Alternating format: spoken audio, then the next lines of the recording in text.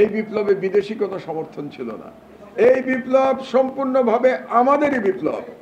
কাজেই ওয়াশিংটনে ট্রাম্প আসলো না, বাইডেন আসলো না, কমলা হ্যারিস আসলো, তাতে আমাদের কিচ্ছু যায় আসে না। যে ইচ্ছা সেই আসতে পারে ওয়াশিংটনের সমর্থনে আমরা বিপ্লব করি নাই, আমরা আমাদের শক্তিতে বিপ্লব করেছি। একটা দৃশ্যের কথা আমার প্রায় মনে পড়ে। একটি বাচ্চা, কত হবে বয়স, 7-8 বছর হবে, সেই বাচ্চাটিকে সাংবাদিক জিজ্ঞেস করছে, তুমি কেন এসছো এই রাস্তায়? বলে, আমি হাসিনার বিরুদ্ধে লড়াই করতে এসেছি। কেন তুমি হাসিনার বিরুদ্ধে লড়াই করতে এসছো? এরপরের কথাটা শুনে চোখের পানি ধরে রাখা মুশকিল। বলল, আমার ভাইকে মেরে ফেলেছে। সে কিন্তু জীবনে আবু সাইদকে দেখে নাই, কারণ সে ঢাকার, এবং তার পোশাক আশাক দেখে মনে হচ্ছিল উচ্চ মধ্যবিত্ত পরিবারের সন্তান। আবু সাইদ নিম্নবিত্ত পরিবার থেকে এসছে, রংপুর বিশ্ববিদ্যালয়ের ছাত্র।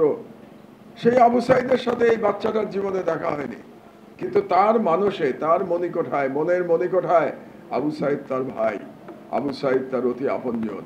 এবং এই কথাটা বলে যে আবু আমার ভাইকে মেরেছে, আমি তার প্রতিবাদ করতে এসেছি, এই কথাটা বলে সেটা মাকে জড়িয়ে ধরে কেঁদে ফেললো। একেবারে বাচ্চা মানুষ তো, কেঁদে ফেললো। তো এই হচ্ছে এই বিপ্লবের চরিত্র। এক অসাধারণ বিপ্লব। আপনারা অনেকে ট্রাম্পের বিজয়ের কথা বলছেন। একটু আগে খুরশিদ বলে যাচ্ছিল যে ট্রাম্পের বিজয়ের পরে অনেকে মনে করতে শুরু করছে ক্ষমতায় চলে এসছে। আমাদের বড় শক্তিটা কি জানেন এই বিপ্লবের? এই বিপ্লবে বিদেশি কোনো সমর্থন ছিল না। এই বিপ্লব সম্পূর্ণভাবে আমাদেরই বিপ্লব। কাজেই ওয়াশিংটনে ট্রাম্প আসলো না, বাইডেন আসলো না, কমলা হ্যারিস আসলো, তাতে আমাদের কিচ্ছু যায় আসে না। যে ইচ্ছা সেই আসতে পারে ওয়াশিংটনের সমর্থনে আমরা বিপ্লব করি নাই, আমরা আমাদের শক্তিতে বিপ্লব করেছি। আমাদের ছাত্র জনতা তাদের শক্তিতে বিপ্লব করেছে। আমরা ওয়াশিংটনকে থোড়াই কেয়ার করি। ওয়াশিংটনে ট্রাম্প আসলে আমাদের বিপ্লব ক্ষতিগ্রস্ত হবে, পতিত ফ্যাসিবাদ আবার চলে আসবে, এটা আমি বিশ্বাস করি না। এটা যদি আমি বিশ্বাস করি, তাহলে আমাদের বিপ্লবের মহান শহীদদের স্মৃতির প্রতি আমরা অবমাননা করছি। তারা জীবন দিয়েছে একটি শক্তিশালী জাতি ওয়াশিংটনের দিকে তাকিয়ে থাকবে না। ওয়াশিংটনের নির্বাচনে আমাদের কিচ্ছু যায় আসে না, এটা যেন আমাদের মনে রাখতে হবে। আমার বক্তব্য দীর্ঘায়িত করব না, আমরা অফিসে লোকজন বসে আছে।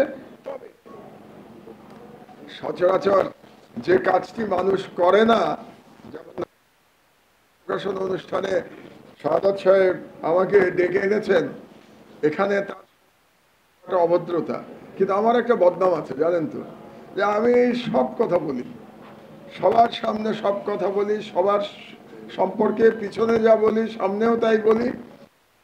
আমি অপ্রিয় হই, কোন বইতে তার সম্পর্কে সহানুভূতি সুলভ কোনো কিছু লেখার কোনো সুযোগ নাই। এটা যিনি লিখবেন তিনি ইতিহাস বিকৃতি করছেন। কারণ হচ্ছে বাংলাদেশে এই যে আইসিটির নামে তার প্রধান কারিগর ছিলেন এসকে সিনহা।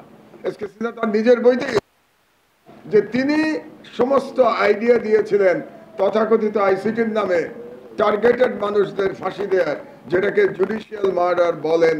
অনেক অনেক মানুষই বলেন জুডিশিয়াল মার্ডার। এই এসকে সিনহা, কাজে এসকে সিনহার সাথে প্রবলেম ছিল, সেটা ছিল ক্ষমতার লড়াই। তার মানে দুই ক্রিমিনালের ক্ষমতার লড়াইতে এক ক্রিমিনাল আর এক ক্রিমিনালকে ঘাড় ধরে বাংলাদেশ থেকে বের করে দিয়েছে। তো বাংলাদেশ থেকে যদি ক্রিমিনাল বের হয়ে যায়, সে হিরো হয়ে যায় না। আপনারা এটা মনে রাখবেন, এবং এই ভুলটা আপনারা করবেন না। এই ভুলটা অনেকেই করে। এসকে সিনহার প্রতি আমি দেখেছি বিএনপি জামাতের লোকজনও এসকে সিনহার সাথে হাসিনার গন্ডগোল লাগার পরে তারা বেশ আনন্দিত বোধ করতে লাগলো। লিখি, আমরা যারা ইতিহাস চর্চা করি, তারা যদি কোন রকম পজিটিভ কথা এসকে সিনহা সম্পর্কে বলি, তাহলে এটা ইতিহাস বিকৃতির পর্যায়ে চলে যাবে। কাজেই এই 24-এর গণ অভ্যুত্থানের মতো একটি বই যেটা লেখক লিখেছেন, এই গণ অভ্যুত্থানের মহান শহীদদের উদ্দেশ্য তিনি লিখেছেন, সেই বইয়ের মধ্যে এসকে সিনহার স্তুতি সংস্করণ তো এটা সম্ভব না। আগামী সংস্করণ আপনি এই আর্টিকেল এই বই থেকে উঠিয়ে নেবেন। এটা হচ্ছে আপনার একজন লেখক হিসাবে, একজন ইতিহাসবিদ হিসাবে, একজন পলিটিক্যাল অ্যানালিস্ট হিসাবে, একজন সম্পাদক হিসাবে আপনার প্রতি আমার পরামর্শ। করবেন কি করবেন না সেটা আপনার সিদ্ধান্ত, এটা তো আমি কিছু বলতে পারবো না। তো সেই এই সমালোচনাটুকু করে আজকের অনুষ্ঠানে আমাকে আমন্ত্রণ করবার জন্য ধন্যবাদ জানিয়ে আমার বক্তব্য শেষ করছি।